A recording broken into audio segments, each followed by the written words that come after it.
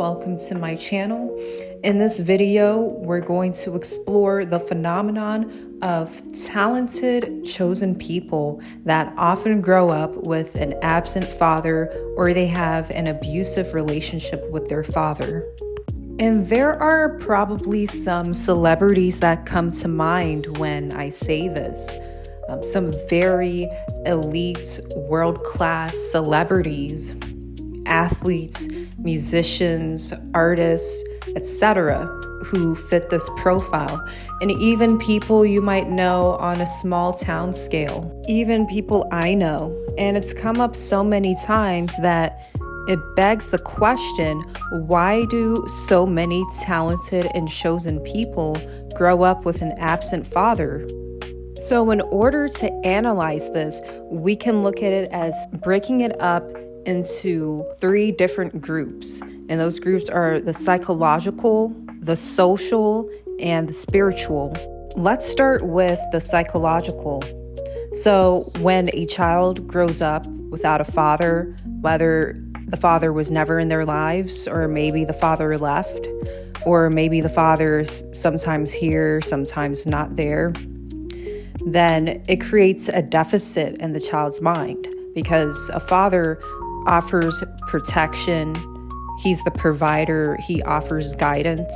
He's a mentor. And when a child is lacking that, it can cause certain emotions like anger. It could cause sadness. It could even cause lowered self-worth when they ask, why did the father leave? Maybe it was because of them.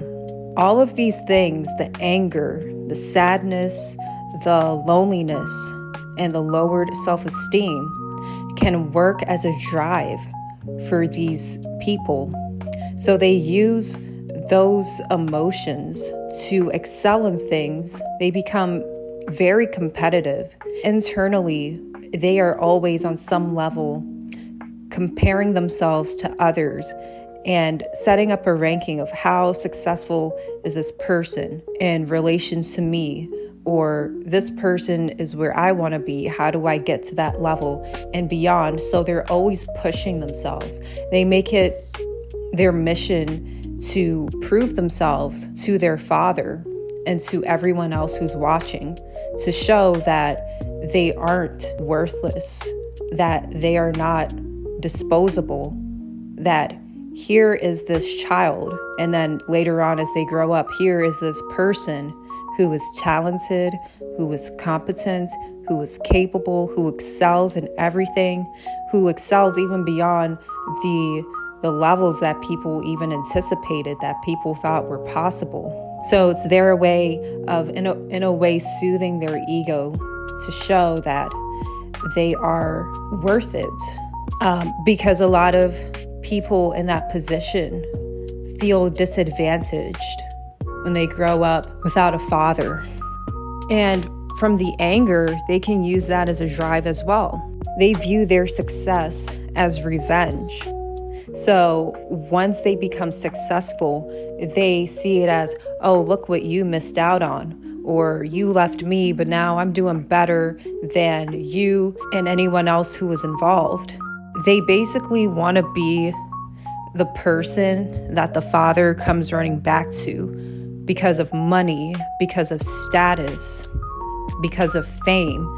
They want to have something that the father just cannot ignore. Also, quick side note, if you like breakdowns like this, be sure to hit that like button and subscribe. Now let's get back to the video. Like, they could be angry that the father thought so little of them. So once again, it's their way of proving themselves and getting revenge and saying, hey, look at me, like I'm here and I accomplished all these things, surpassed despite all of that. So it's also a way of saying, well, you don't need me. Well, I didn't need you because I still grew up to be successful, even more successful than you. And the difference between these people and people who are just competitive, but they come from a stable, healthy family, is that when these people fail, you'll notice that the people who come from healthy relationships, yes, they'll be disappointed, but it won't be a blow, like a major blow to their ego. It won't shatter their world. They'll just say, oh, okay, well, they tried their best. Let's practice and come back better next time. However, these talented people that grow up without a father, they really take it as if it's an affront to their self-esteem. Like them failing is like a prediction of where they're going to go in life. Like they feel as though if they failed at this one thing, then they might fail at everything else. Like they can't really fathom the idea that failing or missing the mark here and there is just a normal part of growing. And so they can either become even more aggressively competitive and try to prove themselves even more and say that they're never going to fail again, or they can just become dejected. But a lot of times, we're talking about the talented people. So the ones who are talented and chosen and they're known, then they take the route of trying even harder. And right before we wrap up part 1, I'm curious to hear from you all. For those of you who grew up with an absent father, can you relate to any of this?